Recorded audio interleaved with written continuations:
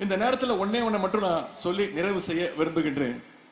பேரறிஞர் அண்ணா அவர்கள் ஒரு முறை சொன்னார்கள். அண்ணா சொன்ன வார்த்தை, நான் முதலமைச்சரான பிறகு 3 காரியங்களை தமிழ்நாட்டுக்காக, தமிழ் மக்களுக்காக செஞ்சிருக்கிறேன். தமிழ்நாட்டுக்கு தமிழ்நாடுன்னு பெயர் சூட்டி இருக்கிறேன்.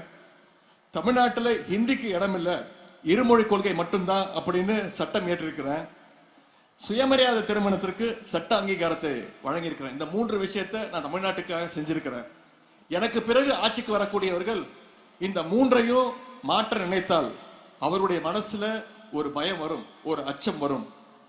அந்த அச்சம் வரும் போதெல்லாம் இதையெல்லாம் மாற்றிவிட்டால் மக்கள் நம்ம என்ன செய்வார்கள் என்கிற அந்த பயம் வரும்.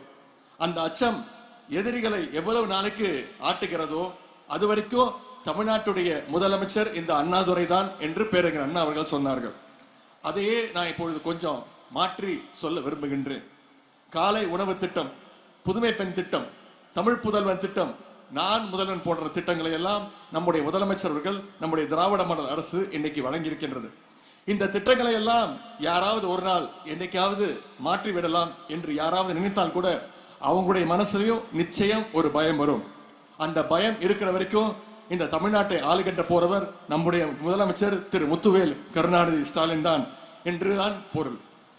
இன்றைக்கு தமிழ் புதல்வன், புதுமை பெண் திட்டங்கள் மூலம் இந்த கல்வி ஆண்டிற்கான ஊக்கத்தொகை பெற்றுள்ள அத்தனை மாணவ செல்வங்களுக்கும் என்னுடைய வாழ்த்துக்களை நான் தெரிவித்துக் கொள்கின்றேன்.